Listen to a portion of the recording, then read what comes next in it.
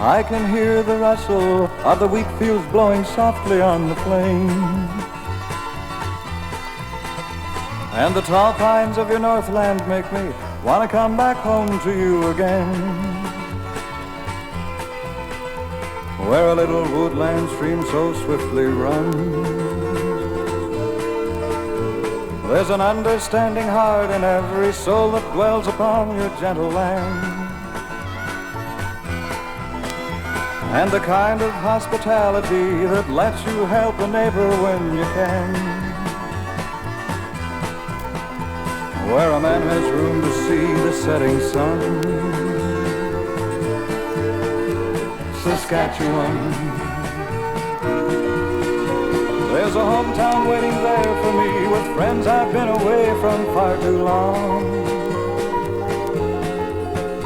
and the yearning that I feel inside will never leave my mind till I am gone. So I'll see you once again before I'm done. Saskatchewan, I have traveled everywhere, from wide and ranging mountains to the sea, and I've never found a home that I will ever hear so fondly calling me. Get set to welcome home a native son. Saskatchewan, Saskatchewan. Some of the story of Saskatchewan is so old that we can only guess at its details, but the beginning must also be told. So come over west and back millions of years to where and when it all began. Now it's best to remember that the events we'll visualize were never seen by man. This took place millions of years before man had come to Earth. The grand designer had bolder, rougher work to do at the time and had not taken time for things like human strengths and weaknesses. His stage was not yet set for man's arrival. Deep in the earth, an awakening began. At first it would have been an uneasy, sickish feeling. Then it grew to become an agony of gaseous pressures that built to a point of bursting. Gradually, and we don't know how long it took, there was a wrenching, twisting contortion until the Earth's crust broke, and a craggy, convoluted mass of rocky backbone was forced thousands of feet in the air. This split in the Earth's crust, and the magnificent result of it was immense. It reached virtually from pole to pole. Now the grasping rocky fingers would forever change the pattern of two continents. First, they would seize the lowest, fattest, moisture-laden clouds and strip the wetness from them. Secondly, the peaks would cover themselves in the winter with hundreds of tons of snow and ice in a remarkable reservoir, storing in the winter when the plains below were asleep, and releasing in the spring and summer when the need was greatest. Well, here now begins Saskatchewan. In an alpine meadow at the foot of a tremendous glacier, the spring sun has begun the release of what is to become millions upon millions of gallons of water. It begins with a tiny rivulet that cautiously works its way across the meadow. Other rills and streamlets join in. Now, bigger and bolder, it begins its sparkling journey. Still other streams come to join and pursue their sunny release, and the more the sun, the more the streams. Now the water's wider and stronger and more purposeful. It strikes out down the eastern slopes, filling a crevice here, a gorge there, at times plunging with fearful force down hundreds of feet in white fury, and then slowing to a more placid pace as it searches its way to the waiting prairies below. Always the pressure of countless millions of tons above it, the water goes on. Now finally in the low foothills, it continues at a more leisurely rate. Following each recession, it fills them to the brim, only to find a low spot along an eastern edge. Then another shiny finger of water leads the way eastward again. Farther south, the same story is repeated as untold millions of ribbons of water course together to form tiny streams, which in turn end up as thousands of creeks, which run into rivers, which course out into the plains and work their tortuous, twisting pattern ever eastward. Here, though, the water, by some geological trick, after fanning out in their separate ways, eventually come together again into one stream course.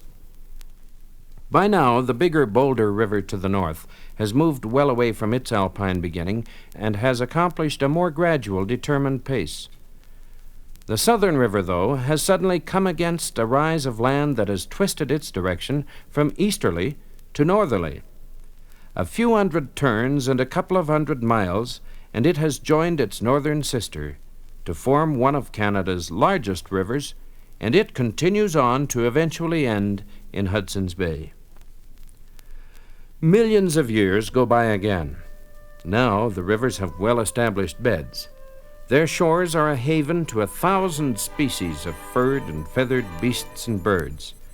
The grasses and trees on its banks are lush and heavy, and it is finally time for man to come. And just when the Indians came to the prairies is very hard to pinpoint. During the course of their wanderings, it's likely that many tribes came and went from the waters of the two rivers over many years before they settled to stay along their sheltered shores. Man's need for water dictated that the Indians live along the rivers. As the years passed, the Indian learned to navigate the streams with their frail craft, and thus the movement of tribe to tribe became easier. As much as water, the Indian was dependent on the animals of the plains for meat and clothing. It's likely that the buffalo herds migrating north in the summers led many different tribes to their shores. The wandering hunters eventually came to call the waters Kiss Saskatchewan, or swift-flowing water. Well, now another chapter in our story is complete.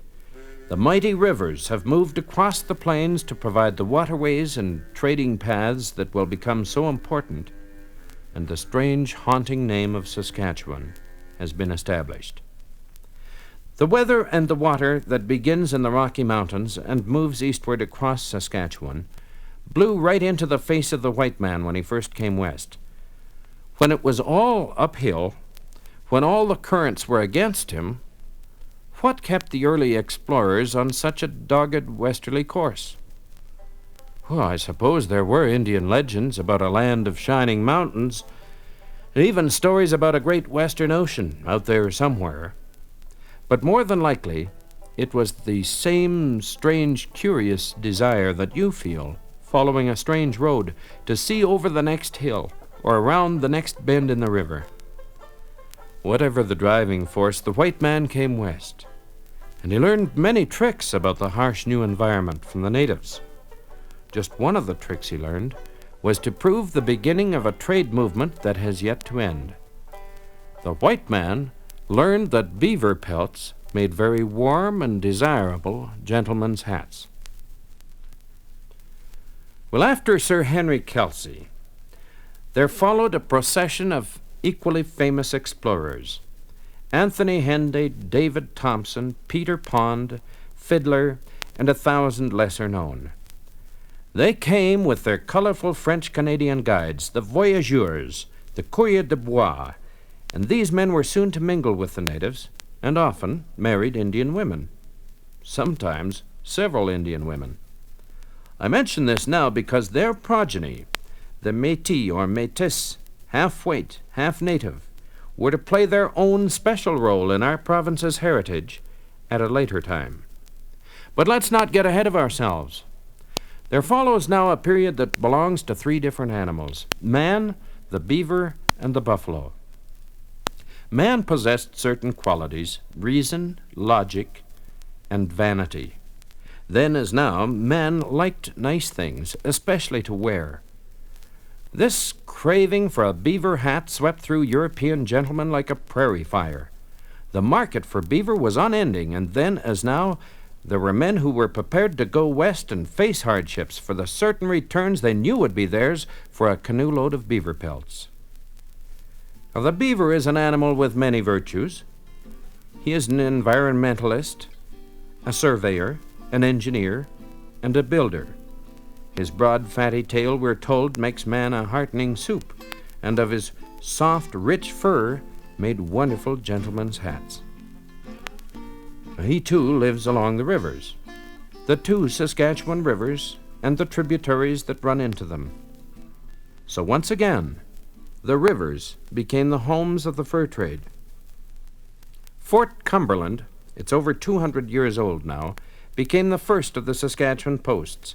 In fact, it's the oldest European settlement in Saskatchewan.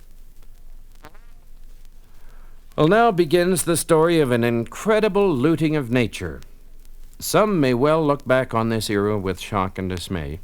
Others will regard it as a time of tremendous initiatives and a justifiable pursuit of a desired product for an eager market. However it is viewed, though, it led to an amazing chain of events. There were two companies that desperately wanted to capture the fur market, the Hudson's Bay Company and the Northwest Trading Company. The rivalry was keen, and it didn't take either company long to realize that the key to the fur harvest was the native. The key, once again, was man's vanity. The natives loved bright, shiny, ornamental beads and baubles, bright cloth, metal pots and pans, the white man's superior tools and weapons. And they loved his whiskey. They would trade furs by the stack for the favors of the white traders. They trapped relentlessly. More forts were built, more traders came west, more whiskey came with them, and more beaver pelts became gentlemen's hats. But other furs had value too: mink, ermine, marten, muskrat, and then suddenly there was a craze for buffalo hides. Now a new chapter opens: the buffalo hunters. The rifle was developed to a point of high efficiency by this time, and the hide hunters had only to have a generous supply of ammunition in order to fill his wagons with the hides of the great lumbering plains bison. The beaver may be nearly trapped out, but there were millions of buffalo, acres of them.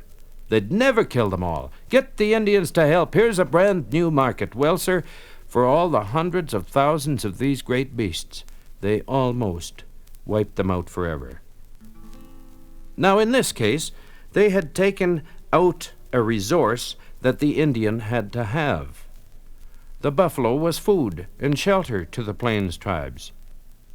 The Indian was dependent on the buffalo, but the buffalo was gone. Too late came the realization that now the Indian's culture and way of life was gone too. The proud Indian chieftains now were dependent on the newly introduced culture of the white man. Now the seeds of rebellion were sown. Remember our mention of the Métis and the part they had to play in our history. The stage was theirs now. They and their half-brothers and sisters now reacted to the white invasion of their land, their ways, and their livelihood. The rebellious Indians of the United States and the Canadian Indians and the Métis had a common grievance against the whites, and animosities began to grow. The hide hunters, and before them the traders, had inspired another trouble, the whiskey trader, and now the growing unrest was further fostered by the illegal actions of the men who dealt in booze. So there was now an urgent need for law and order. The Indian and Métis rebellion was on the rise. The whiskey trader was having a heyday. Just below the border there was outright war between the Indians and the white settlers. Then suddenly there was a murderous development on Saskatchewan soil known as the Cypress Hills Massacre. At long last, the government reacted to the long-felt need for law and order, and the Royal Northwest Mounted Police were thrown together, and they marched west. Well, it's a story of its own. 300 raw recruits, ill-equipped, green as grass, through uncharted wilderness, in the worst of weather conditions. Just how they held together is hard to figure now. But they did. From that agonizing, saddle-sore start was born the proud traditions of the Royal Canadian Mounted Police. Well, they hit right for the Cypress Hills and put up Fort Walsh. It's still there. Meanwhile, Chief Sitting Bull was on the run down in the United States. He and 6,000 Sioux followers had just defeated the proud American cavalry in the Custer Massacre, and they came into Canada to regroup.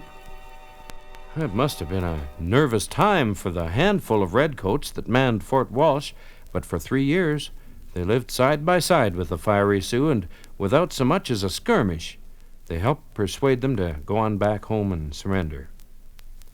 There are just too many stories to tell about those early Mounties. There were so many things happening now. The Riel Rebellion was on the rise, as we've mentioned.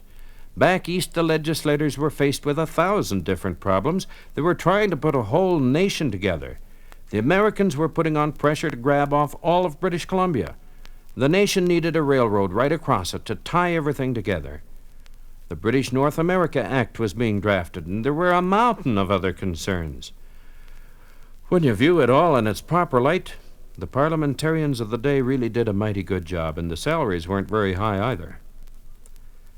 But there is a lot of criticism leveled at them about their handling of the Riel Rebellion.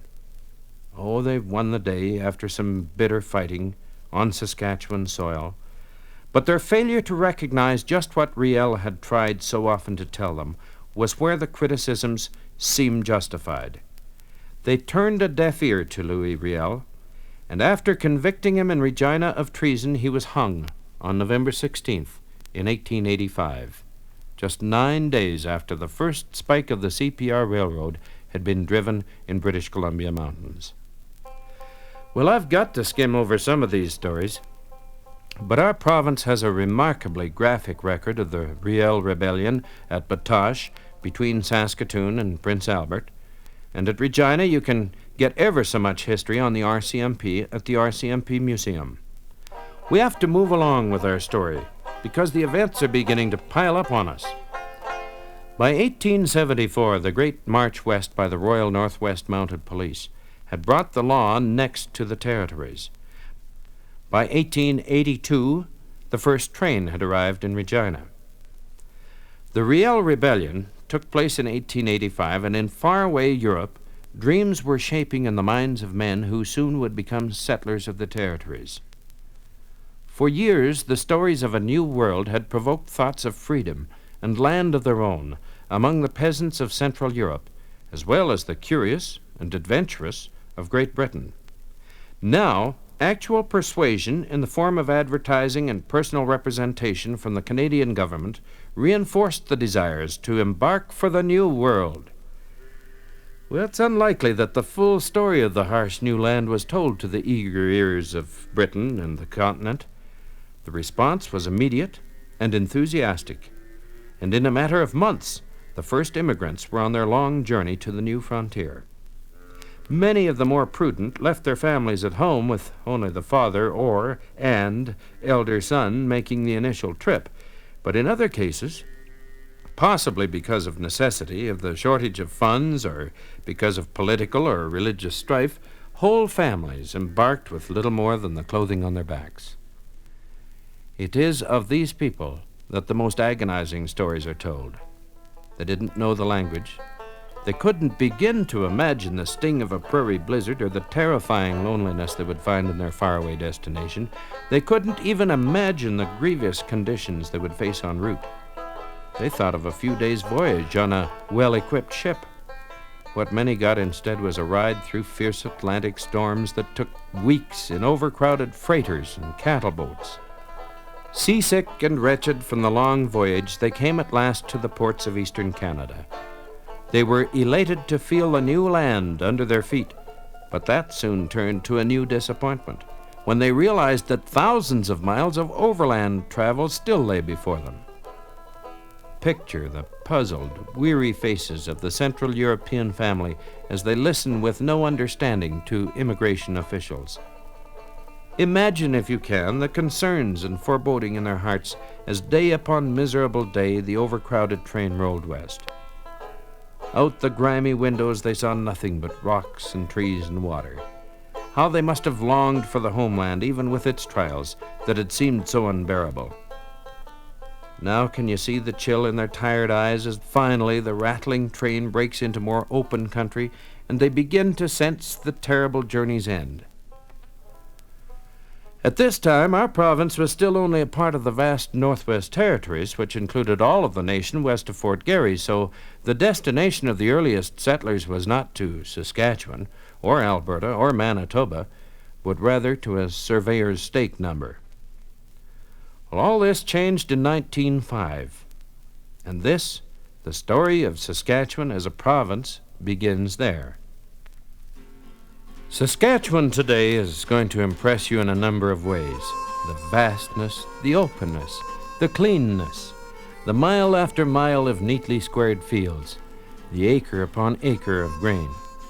If you fly over my province, you're going to be even more impressed by the immense acreage. It seems that the cultivation, the black fallow interspersed with the green seeded squares as far as the eye can see, makes you aware of the size in terms of work. All those acres worked and seeded every spring. In today's measurements, you'd think of an army of tractors and hydraulic farm equipment. Yet, what of the father and mothers of today's mechanized farmers? Well, they worked it with horses. And before that, not very much before that either, there had never been a plow point violate these same acres. You know, everyone should sit in a quiet part of a community pasture on native prairie wool and imagine Saskatchewan when it was in the 1880s to the 1900s. Not a farm light beacon in the darkness, not a windmill or a barn or an elevator on the horizon, not a fence line or a road to follow, just the prairie and the wind and the stars. And in the winter, the snow and the biting wind and sometimes the blizzards. Oh, these reflections are taking us back only the short space of some living prairie folks' time. It's hard to grasp. What brought people to the prairies? Is there a breed of men and women among us today who would take on the hardship and the loneliness and the endless toil that the early settlers faced? If each generation produces its own pioneers, surely no generation produced so many, so able, and so strong as the pioneer stock of our prairies. Their story begins in 100 different ways and in almost as many countries. Some, like the Mennonites, came to the prairies to escape religious persecution. They were among the first. Some came for the promise of the freedom of ownership and the right of decision. Others were escaping political tyranny. In more cases than a few, they came to escape some part of their past. Others came purely for the adventure of seeing and settling in a new land.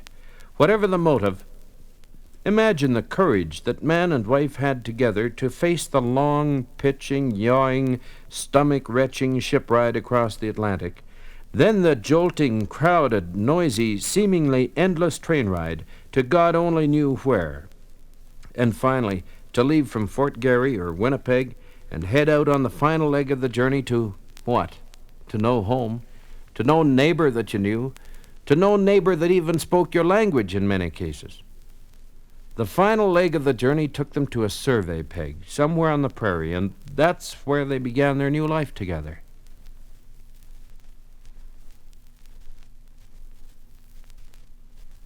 By 1882, the trains brought the settlers to Saskatchewan. They were coming in numbers by now. And here I'm going to borrow the words of the eminent prairie historian Grant McEwen, quoting from his excellent book, A Short History of Western Canada. As the flow of land seekers increased, the gateway city of Winnipeg boomed. Its population reached 10,000 in 1881, and local people obtained their earliest vision of a great metropolis. Many of the newcomers halted at Winnipeg to buy equipment, horses, oxen, wagons, flour, and anything else likely to be needed. The Winnipeg merchants were delighted. In many cases, immigrants remained in ethnic communities where they could enjoy the company of their own people. The Cannington Manor colony, south of Moosomin, was the dream of Captain Pierce, who thought of it as a settlement in which Englishmen coming to the frontier might remain close to their own folks, living as Englishmen like to live, with time for cricket, fox hunting, and tea at 4 o'clock. The Pierce family arrived to take up residence in January 1883 and drove the 45 miles from Moosomin when winter weather was at its worst. The Bar colony at Lloydminster was started some years later, and it, too, was intensely English in character. Just as Cannington Manor attracted Englishmen and Gimli attracted Icelanders, the temperance colony in which the city of Saskatoon had its origin was for those and those alone who shunned strong drink. With the rising tide of settlement, it seemed that all countries in Europe and some outside Europe were represented. Many Jews came to Canada in the 80s, some of them settling in the West. Hungarians came to Manitoba in 1882, and 4 years later more were assisted by Count Paul d'Esterhazy in settling around the village now bearing his name in southeastern Saskatchewan. Germans found the West about 1890, some of them following Father Bruno and settling around Humboldt. Scandinavians became fairly numerous and proved excellent citizens. Settlers from the United States may have outnumbered any other nationality. Ukrainian settlers from southern Russia made their first appearance in the West in 1891 and came in larger numbers in 1898. They were the men in sheepskins, choosing patched homes, outdoor ovens, and made various kinds of equipment to prove their resourcefulness. Also from southern Russia came the Doukhobors, who were pacifists and vegetarians. Some of the earliest arrivals were assisted by Count Leo Tolstoy and took land around the village of Verigan. In 1899, 7,000 came to what is now northeastern Saskatchewan. The most important date in the history of immigration and land settlement was 1896, when Clifford Sifton became Minister of the Interior and rose steadily to reach a peak of 400,870 immigrants in 1913. Not all the immigrants became homesteaders, but many did adopt the land. It must not be overlooked that even in the heaviest years of immigration, the United States was a big contributor of settlers. In the first decade of the present century, 44% of the homestead entries made in Western Canada were by immigrants from the United States. In this way, the West was settled by people of many nationalities, each bringing their own cultural distinctiveness, each finding fresh loyalty for their land of adoption. Well, pioneer resourcefulness began as soon as a settler found the survey stakes that marked out his quarter section. Naturally, you had to have shelter, and on the treeless plains, what do you build with? Well, every farmer had a plow, and it soon became widely known that the well-fibered prairie sods a plowshare could turn over could be stacked one upon the other to form a warm, tight house. If the Eskimo could utilize snow to make his igloo, so could the settler utilize the good earth to make his soddy. By today's standards, the sod shanty wasn't much, but it did afford protection from the wind. It was the reins of architectural flaw in the construction of a soddy.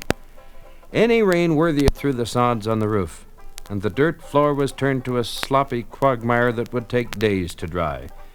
What was even more frustrating, the rain inside would often last long after the clouds had passed away, as the water seeped slowly through the by now sodden roof. Contrast today's modern bright kitchen to the pioneer soddy that was kitchen, living room, dining room, bedroom, and nursery, and often delivery room.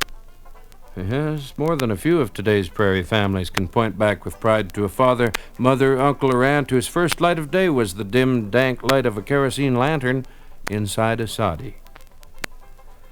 Well, we do what we must do, and the pioneers made the most of their soddies until eventually they were able to floor them and then finally build a frame shack with a full rain-proof roof. If childbearing and rearing and cooking, water hauling, sowing, and field work demanded the utmost from prairie women, so did the frustration and drudgery of breaking land and seeding crops that too often failed call on the inner strengths of the men. When crops failed, and there was nothing left to barter for staples, there were prairie chickens and rabbits, and thank God there were buffalo bones. The shaggy prairie bison played an almighty role even after his death, for the first settlers were able to glean a few dollars by gathering buffalo bones and carting them to the nearest railway pickup. As more settlers came, more trial and error solutions to the prairie's harshness were passed along. New immigrants from the Ukraine brought new ways to tame the fierceness of winter. New seeds, new ideas, and new markets began to slowly open new roads to modest prosperity. More neighbors reduced loneliness. Now settlements began to appear, churches, schools, picnics, dances, building bees, quilting bees, baby showers, weddings, all brought some relief from the mountainous workload. The fun of doing things together overcame barriers of language and cultural difference, and soon the district one hailed from in Saskatchewan gained as much loyalty as the old country did formerly. While old ties remained strong, there was a new and intense appreciation for the new land appearing. The devotion that early pioneers felt for their newly won land was surprisingly apparent when the call came across the land to arm for war in faraway Europe. Prairie boys and fathers by the thousands laid aside work only partly done to head for World War I. The role played by prairie soldiers in World War I is well known. The same courage and resourcefulness that was a stamp of the pioneer settler made Western Canadian soldiers the finest fighting men to ever carry rifles. Too many lost their lives in the 4 years of frontline battle. Too many widows and mothers were left to grieve and carry on alone. But they did. And finally, the grief lessened, and the clouds of war gave way to the urgency of rebuilding a war-tormented world and getting on with the job of settling Saskatchewan. The 20s were relatively good years for the pioneers. For the earliest among them, it was a time for consolidation and, in many cases, expansion. A great many of those huge hip-roof barns and square two-story houses that are still commonplace were built in the 20s. Roads, schools, churches, hospitals had by now become a part of the province's assets. Postal service had become highly efficient, and the catalog, the Homesteader's Bible, brought stories and pictures of the marvelous new inventions that were appearing almost daily. Inventions that were to take some of the drudgery out of housework. Scrub boards could be thrown away. The motor car by now was so common it didn't even cause many teams to run away anymore. The Model T, complete with its plume of steam from the radiator cap, was putting through the streets of every prairie town. Steam and gas tractors were able to break up new acres at a speed and with an ease that amazed the best horsemen of an earlier era. Prices were up, and farmers had formed the wheat pools of the prairies in an attempt to gain more control over the marketing of their grains. To most of the Western pioneers, it seemed that all their hard work had finally paid off. There was only sunshine ahead, no place to go but up. For just a moment, let's look at our province. Saskatchewan has nearly half of Canada's farmland. She grows roughly 2/3 of Canada's wheat. She maintains far more roads than any other province. She's rich in resources: coal, oil, potash, uranium, iron ore. Her potential for generating power is tremendous. She boasts the finest hunting and fishing of any place in North America. She's nearly half covered in freshwater lakes and rivers. She has produced many leaders of industry, politics, and literary fame. In sports, Saskatchewan has produced some of the nation's finest competitors. Her past history has been as spectacular as her future promises to be. And her dominant feature continues to be her remarkable ability to produce abundant grain crops. Well, how then has she become maligned and misrepresented as being an arid, featureless province? What could possibly paint her with such a picture of despair? Why does Saskatchewan, more than any other province, conjure in people's minds a vision of poverty and drought? Well, it happened in a desperate period of just 10 short years. The infamy of the Depression years, the dirty 30s, has been stamped on our province as indelibly as the taste of gritty dust is stamped in the memory of Depression farmers. First came the market crash of 1929. All markets everywhere shrank, but in Western Canada the bottom fell out of the economy, heralding the Depression, the dirty 30s, the hungry 30s, whatever its victims chose to call that decade of futility and poverty. Eggs sold at 3 cents a dozen. Pigs at $1.85 for 100 pounds. $8.50 was what you got for a cow, hide and hooves included. For 5 years, number one northern wheat, backbone of the West, sold at Saskatchewan elevators for 20 to 25 cents a bushel, the lowest price in 3 centuries. There's many stories told of a farmer who bought a load of barley to the elevator, and after dockage and handling, he owed the agent $1. And he paid for that on his next trip into town in the form of a dressed chicken. Well, these happenings were not out of the ordinary during the Depression. Year after year, nature inflicted havoc in various forms on the young country's crops. They were ruined by an early frost in fall and hailed out the next summer. Clouds of huge grasshoppers reached plague proportions, stripping the fields bare. Another year the crops were lost to rust. Possibly the most nerve-wracking of the hungry 30s were the 5 years which saw nothing but wind and drought.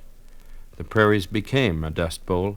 The infernal grit in the air got into people's mouths, food, everything in the house. Lamps had to be lit at noon as the black dust filled the air. Wind erosion left only stones in the fields, blowing 6 to 8 inches of the topsoil away. 1937 was the year of the worst drought ever recorded on the prairies. No crops grew, and therefore no threshing was done. Instead, farmers cut and stacked the lowly Russian thistle to feed their starving animals. Later, thousands of cattle were sent to packing plants, and others went to feedlots in various parts of the West, where grain and hay were shipped to the remainders. Land was impossible to sell, so thousands just left their wretched homesteads behind and headed for eastern Canada, or back to their homeland overseas, or north into the Peace River country. Others flocked into prairie towns and cities seeking work, but there was no work. Unemployment was everywhere. If you had $1, you were rich. Railroad men were laid off and remained so for years. A female clerk in a store was paid 7 cents an hour. And at $500 per annum, competition was keen for teaching positions. Young people were hardest hit as unemployment made it impossible to make a start in any field. The government provided relief in the form of hundreds of carloads of vegetables, apples, potatoes, fish, and cheese. The Maritimes, Eastern Canada, and BC also shipped carloads of foodstuffs to Saskatchewan and Alberta. And it was with some considerable humiliation that the immigrants accepted this government relief. Embarrassed at having to sacrifice so much pride, it is an act which few people have forgotten. However, compensation of a sort existed when, upon receiving food, clothing, and $15 a month, they no longer had to see their children barefoot, in clothes mended patch on patch, and living on eggs, milk, and lard sandwiches. Codfish supplemented the diet of the Westerner during the dirty 30s.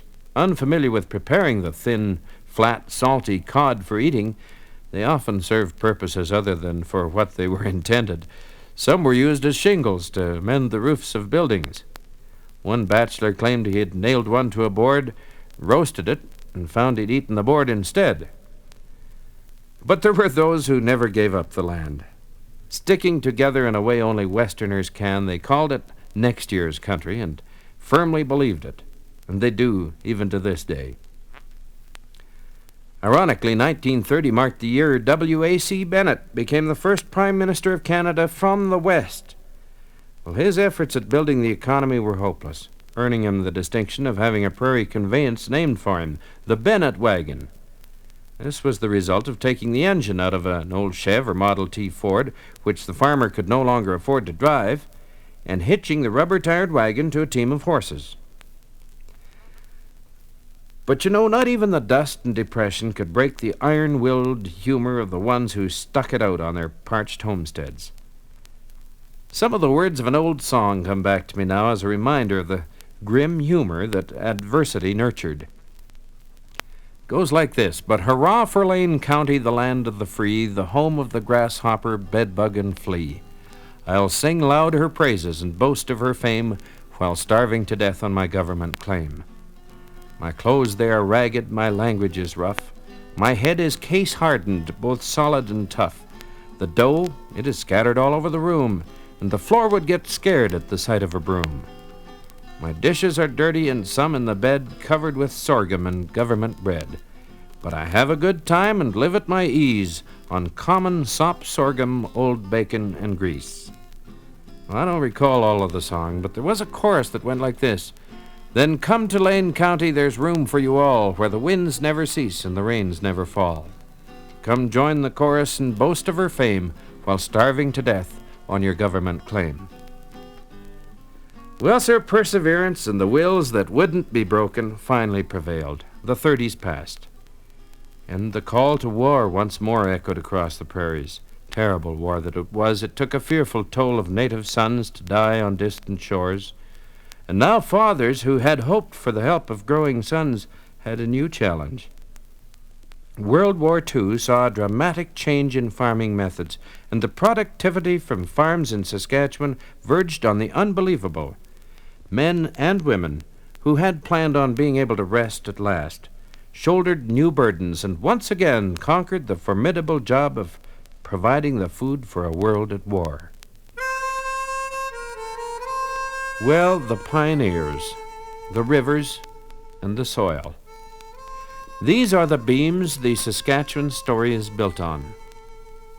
We cannot really honor the rivers or the soil, but we can, and we do, honor our pioneers.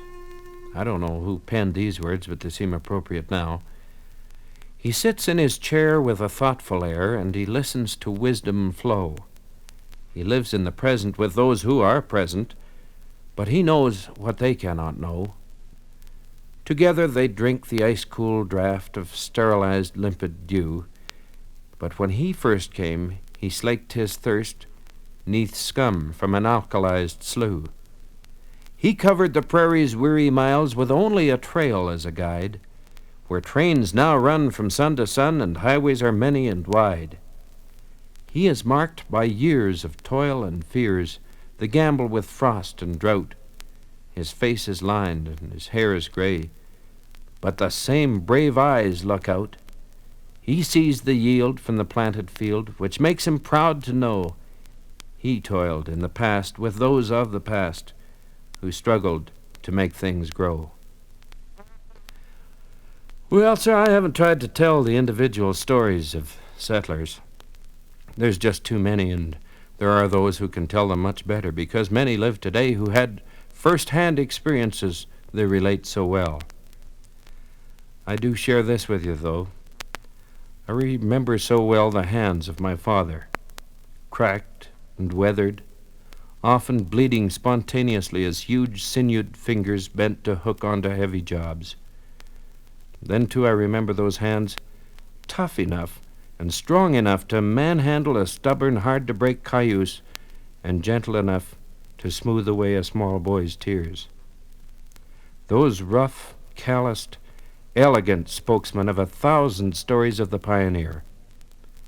Then there was the other pair of hands, so deft that a berry pail seemed to fill in an almost continuous flow, hands that could embroider a tea towel and sew back the button on a shirt. They dressed me warm, they fixed my hurts, they guided my path. You know, the story of our pioneers is all there, in their wonderful hands.